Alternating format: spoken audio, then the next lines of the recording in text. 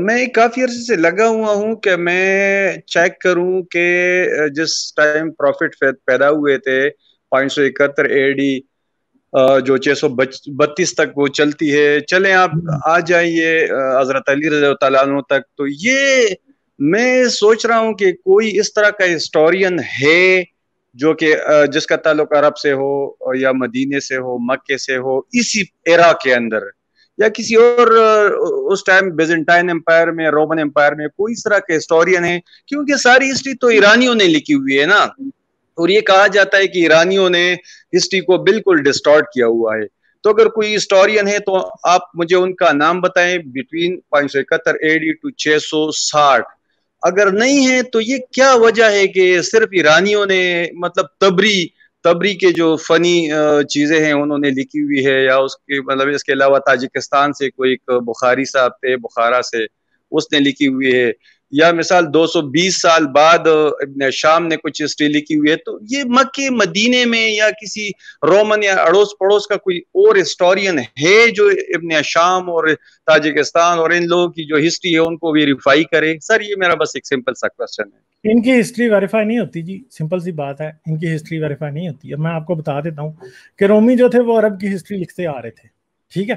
رومیوں کا ایک جو ویسل قبیلہ تھا بنو غسان، ٹھیک ہے جی سر. جی سر. اور فارسیوں کا جو ویسل قبیلہ تھا یا ان کا جو اعلیٰ کار قبیلہ تھا اس کا نام تھا بنو لخمید، ٹھیک ہے. بنو لخمید اور بنو غسان یہ دونوں ایک رومنز کا اور ایک ان کا تھا کلائنٹ قبیلے تھے. اور ان کے جو رومیوں کی ہسٹری چلتی آ رہی تھی عربوں کے ساتھ وہ کوئی نئی نہیں تھی، وہ بڑی پرانی تھی. عربوں کی ایک پہلی ناردرن عربیہ کی ایک ملکہ تھی جس کا نام تھا زنوبیہ. اس نے شاہ فارس کے خلاف کر دی تھی بغاوت، اور اس نے شاہ فارس کے کارندوں کو بڑی جنگوں میں شکست دی تھی، اور پھر شاہ فارس نے اس کو مروا دیا تھا، ٹھیک ہے. زنوبیہ کے بعد ایک اور عرب کی پرنسس تھی، ملکہ تھی، عربوں کی ملکہ تھی. رسول کہتا ہے کہ جس قوم کے اوپر عورت کی حکمرانی ہو اس پہ اللہ کی لعنت ہوتی ہے. اور رسول کو یہ پتا بھی تھا کہ نہیں کہ زنوبیہ اور دوسری معاویہ دونوں جو ملکائیں تھی. اب جو معاویہ ملکہ تھی اس نے روم کے خلاف جب بغاوت کی اس نے رومیوں کو اتنا مارا کہ رومیوں کو اس کو خراج دے کے، اس کو گفٹ دے کے، اور آخر پہ اس کی ساری شرطیں مان کر شہنشاہ روم کو اس سے صلح کرنی پڑی، ٹھیک ہے. یہ تقریباً 150-200 سال پہلے کی بات ہے، آپ ویکیپیڈیا پہ چیک کر سکتے ہیں، ٹھیک ہے. آج کتابیں بھی ہیں اس بارے میں. پھر رومی جو تھے، رومیوں نے پورے حجاز کا نقشہ بنایا ہوا تھا، ٹھیک ہے. اب جو یمن ہے، یمن میں جو حجاز سے نیچے جو ساؤتھ ویسٹرن علاقہ ہے بالکل اینڈ پہ، وہ بنتا ہے یمن کا علاقہ. ادھر یمنیوں کا ایک پورا ایسا ملک بن گیا تھا جو کہ یہودی ہو گئے تھے سارے، اور ان کا ایک بادشاہ تھا جس کا نام تھا یوسف، جو کہ یہ کہتا تھا کہ وہ بنو داؤد سے ہے، یعنی حضرت داؤد کی نسل سے ہے. اور اس نے جو ہے نا اس علاقے میں رہنے والے 400 کرسچنز کو مار دیا تھا. جی سر. یہ رومیوں نے ہسٹری لکھی ہوئی ہے، ٹھیک ہے. پھر رومیوں نے ایتھوپیا کے بادشاہ جو کہ کرسچن تھا اسے مال دیا، اسے بھاڑے پہ لیا، اور اس کو کہا کہ ریڈ سی کراس کر کے تو ہمیار جا اور اس یوسف کو جا کے مار. اور وہ گیا، اس نے ہمیاری جو کنگڈم تھا یہودیوں کا اس کی اینٹ سے اینٹ بجائی، اور اس نے ان 400 مسیحی جو وہاں پہ قتل ہوئے تھے ان کے اعزاز میں ایک کعبہ یمن میں بنایا. جی سر. یمن میں کعبہ بنایا گیا کرسچنز کی یاد میں. اور یہ یاد رکھیں کہ رومیوں نے اور فارسیوں نے دونوں نے نقشے بنائے ہیں، دونوں نے حجاز بنائے، ایک نے نہیں، دونوں نے حجاز کے نقشے بنائے. جی سر. دونوں کے حجاز کے نقشے میں مکہ غائب ہے، طائف ہے، یثرب ہے، یمن کے سارے सना है, यमन के शहर हैं कहीं, अबू धाबी मतलब वो जो कतर है उस तरफ के छोटे छोटे कस्बे हैं, मगर आपके पास मक्का नहीं। सर ये हिस्टोरिकली प्रूवन है कि मक्का नहीं है उस टाइम में, हिस्टोरिकली प्रूवन है ये, मतलब इसकी एविडेंस है? जिक्र ही नहीं है मक्का का। जी सर, ये बात हिस्टोरिकली प्रूवन है। आजकल मैं टॉम हॉलैंड की किताब पढ़ रहा हूँ। टॉम हॉलैंड इस वक्त का एक हिस्टोरिकल जायंट है इस वक्त का, ठीक है। रोमी और की सल्तनतों पे उसकी रिसर्च इंतहाई अहम है, ठीक है, जो उसने की है। उसकी किताब शैडो ऑफ गॉड, वो किताब आप भी इंटरनेट से इजीली आपको डाउनलोड मिल जाएगी, पढ़ें इसको। इसमें आप देखें कि रोमियों को और फारसियों को इनके बारे क्या कुछ नहीं पता था। देखें, अगर उनको 150-200 साल पहले आने वाली माविया और 300 साल पहले आने वाली ज़नोबिया के किस्सा पता थे, तो उनको ये कैसे हो सकता है कि ये ना पता मक्का शहर नहीं है, ठीक है। हाँ सर, ये सही है सर, सही है सर, सब कुछ पता था। ये जो आज की जो लेटेस्ट रिसर्च अब सामने आ रही है उसके मुताबिक मक्का या इस्लाम कहाँ पैदा हुआ, ये बात वसूक के साथ नहीं कही जा सकती, क्योंकि जो मक्का शहर है ना, ये मेड अप किसी वक्त बाद में बसाया गया। समझे हम बात? जी सर, जी सर, इस तरह होती है, ये इतनी सिंपल नहीं है, ये समझते हैं। बाकी इनकी जो तारीख है वो सब झूठ है, ठीक है। ये जब शुरू में गए, इन्होंने जाके सीरिया फतह कर लिया, इन्होंने तुर्की फतह कर लिया, इन्होंने फारस फतह कर लिया। अब अरब जाते थे, फतह करते थे, ठीक है। ये उनके फसीलदार शहरों में रहते अरब जो थे, जी सर, डर लगता था कि ये हम पे कुछ जादू कर देंगे। ये क्या करते थे, चार शहरों के दरमियान खैमा बस्तियां ये बसा लेते। अब जब इन्होंने पहली दफा मिस्र फतह करने गए तो उधर से रोमी फौजों को भगाया, तो जो मिस्र का वाली था उस टाइम, कोई जो क्रिश्चियन था, उसने जब इनके सिपा सलार से पूछा कि तुम्हें क्या चाहिए, तो उसने आगे से पता क्या जवाब दिया? उसने कहा, जी सर, मुझे 50 भेड़ें चाहिए। जी जी। तो पहला जजिया जो मांगा वो 50 भेड़ों का था। यानी ये लोग जो थे इतने सिंपल लोग थे। और फिर जब ये उधर रहते थे उन बस्तियों के अंदर, किसी को ये नहीं पता था कि ये मुसलमान हैं, वो कहते थे ये महाजिरून आए।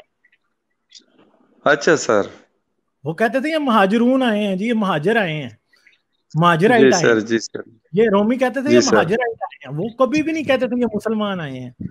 दो लफ्ज थे जो कहते थे, एक महाजरून और दूसरा कुरैश। और कुरैश का जो मतलब है, जो सीरियाई जुबान में, सुरयानी में है, सीरिया की जुबान जो है उसके अंदर कुरैश का मतलब है कठ, यानी लोगों का एक, मुख्तलिफ कबीलों का एक यूनियन। और या ग्रो या जो भी आप उसको बोलो। हाँ, तो ये कहते हैं कि जो कुरैश के कबीला की बात करते हैं। और फिर एक और बात है तो टॉम हॉलैंड लिखता है, वो ये बात है कि अब ये जो बनु उमैया थे, जैसे खलीफा उस्मान जो था, उस्मान की प्रॉपर्टी थी सीरिया के अंदर, और सीरिया के अंदर उसी बंदे को प्रॉपर्टी रखने की इजाजत होती थी जो कि बॉर्डर के साथ, अरबों को उनको ही सिर्फ प्रॉपर्टी रखने की इजाजत थी जो कि सीरिया के बॉर्डर के बिल्कुल करीब करीब रहते थे। वो किसी को, यमनी को कभी भी सीरिया के अंदर प्रॉपर्टी और महल ऐसी चीजें लेने की इजाजत नहीं देते थे। तो इस बात से लोग ये स्पेकुलेट करते हैं, इवन के पहली जो मेंशन आती है मक्का की, उसको उर और गजा के दरमियान किसी जगह पे कहा जाता है कि मक्का वहां पे मौजूद है। ठीक है, तो इसके अंदर इन्होंने कितना बड़ा जोल किया ये आप और मैं अंदाजा भी नहीं कर सकते। इन्होंने जितनी तारीख लिखी है, देखें रसूल की पहली सीरत इब्ने हिशाम कब लिखी गई? रसूल से 212 साल बाद। यार मतलब को बात करें, बुखारी 200 सर बहुत ज्यादा, मतलब काफी टाइम गुजरा था ना सर। हाँ, तो ये कैसे आप कह सकते हैं कि 212 साल बाद आने वाले एक शख्स के पास कैसे ये सारा नॉलेज हो सकता है? वो कहता है इब्ने साक झूठा है, वाकदी झूठा है, पहले आने वाले सारों को वो झूठा कहता है, खुद को वो सच्चा कहता है। कैसे कह सकता है? जी सर, जी सर।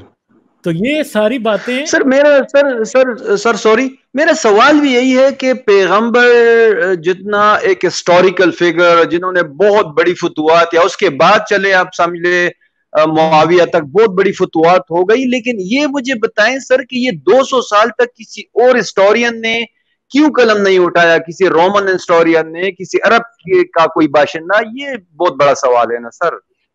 ہاں مطلب لوگوں کو 200 سال تک یہ پتہ ہی نہیں تھا کہ وہ جس عذاب کے پیچھے ہمیں فتح کر رہے ہیں اس عذاب کا نام اسلام ہے. لوگوں کو پتہ ہی نہیں تھا یہ عذاب جو ہم پہ نازل کر رہے ہیں اسلام ہے. یہ کہتے ہیں کہ رسول خط لکھتا تھا, کیا کہتا تھا, اسلام قبول کر لو, جزیہ دے دو یا جنگ کے لیے تیار ہو جاؤ.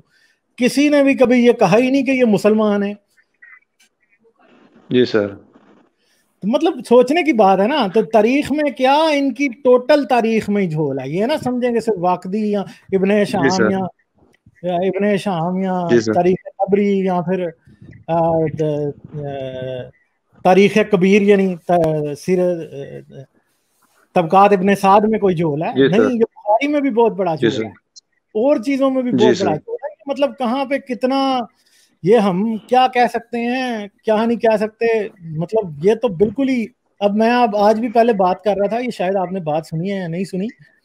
دیکھیں جی سر, ان کا ایک اور بہت بڑا ایشو ہے کہ جب بھی اردن سے کوئی پرانے مینوسکرپٹس نکل آتے ہیں, کوئی آرکیولوجیکل فائنڈ ہوتی ہے, یہ ویسٹرن سکالرز کو ان تک ایکسس دیتے ہی نہیں ہیں, یہ منع کر دیتے ہیں. سنا سے جو قرآن کے پرانے مینوسکرپٹس نکلے ان کا انہوں نے صرف ایک دفعہ 2 جرمن سکالرز کو آج تک دیا ہے ایکسس. اس کے بعد انہوں نے کبھی بھی کسی کو ایکسس نہیں دیا. ٹھیک ہے جی. تو وہ اس کی وجہ یہ ہے کہ یہ اصل میں چھپاتے ہی رہتے ہیں کہ ہوا کیا ہے پیچھے. یہ کوئی کسی کو پتا نہیں ہے کہ پیچھے کیا ہوا ہے. یہ انہوں نے تاریخ بیٹھ کے نا بس فارس کے کعبہ خانوں میں بیٹھ کے یہ ساری تاریخ لکھ دی ہے. کوئی کسی کو پتا نہیں ہے کہ اصل میں ہوا کیا اور کیا نہیں ہوا. ٹھیک ہے سر. ایک چھوٹا سا ضمنی سوال ہے, یہ بس آپ مجھے بتائیں پھر میں اجازت لوں گا. یہ مجھے بتائیں کہ اسلام کی جس کو ہم اسلامک ہسٹری بولتے ہیں, وہ سب سے باقاعدہ ہسٹری جو ہے نا وہ عبد الملک بن مروان سے یا کب سے سٹارٹ ہو گئی, جو ہم نے پڑھی, جو ہم پڑھتے رہے ہیں, اور جس کی ویریفیکیشن کسی رومن نے, کسی انگریز نے, کسی روسی نے, کسی انڈین نے اس کی تصدیق کی ہے کہ ہاں یہ صحیح ہسٹری ہے, وہ کب سے پھر ہوتی ہے؟ مطلب دیکھیں جو پہلی شخصیت جس کے بارے میں ویسٹرن یا پھر رومیوں کو فارسیوں کو پتا تھا وہ معاویہ تھا. معاویہ کے اصل میں سکے ملتے ہیں, اس کا آرکیولوجیکل ہے, اس کے خط لکھے ہوئے ملتے ہیں. اس سے پہلے کچھ نہیں ملتا. اس کے خطوں میں رسول کا نام بھی نہیں ہے. لا الہ الا اللہ, بسم اللہ الرحمن الرحیم, لا الہ الا اللہ محمد رسول اللہ کہیں لکھا ہی نہیں ہے. وہ اپنے آپ کو امیر المومنین کہتا ہے, خط میں لکھتا ہے جی میں امیر المومنین, اور اپنا پورا نام آگے لکھتا ہے. وہ کبھی بھی کہیں یہ نہیں لکھتا کہ جی میں تمہیں محمد رسول کے نام پہ یہ اور وہ کر رہا ہوں, کہیں بھی نہیں لکھتا. عبد الملک بن مروان پھر جاتا ہے, مروان بن حکم, پھر وہ جاتا ہے جا کے وہ ایون کہ آپ کا ڈوم آف راک بنواتا ہے, آپ کی مسجد اقصیٰ بنواتا ہے, مگر وہ اس مسجد اقصیٰ پہ پہلی دفعہ لکھا جاتا ہے لا الہ الا اللہ, ادھر بھی محمد نہیں لکھا جاتا. ٹھیک ہے جی. تو یہ ساری چیزیں بڑی عجیب و غریب ہیں. یہ ابھی پتہ نہیں, ابھی شاید کافی ٹائم اور چاہیے, کیونکہ یہ ریسرچ اسلامی دنیا میں کرنے نہیں دیتے. ظاہری بات ہے جو بھی آرکیولوجی نکلتی ہے وہ سارے اسلامی ملک ادھر بیٹھے ہیں, یہ کرنے ہی نہیں دیتے, کچھ دیتے ہی نہیں, ایکسس نہیں دیتے, پتہ نہیں یہ ڈسٹروائے کر دیتے ہیں. چلیں ٹھیک ہے, بس میں اب ایک اور سے بات کروں گا. Sir thank you very much sir, بہت شکریہ. Thank you. Okay bye. اگر آپ میری ویڈیوز کو پسند کرتے ہیں تو سبسکرائب کریں اور گھنٹی کا بٹن دبانا نہ بھولیں, اور مجھے پیٹریون پر سپورٹ کریں. پیٹریون پر آپ کی مدد میرے لیے میرے اس کام کو جاری رکھنے میں انتہائی مددگار ثابت ہوگی.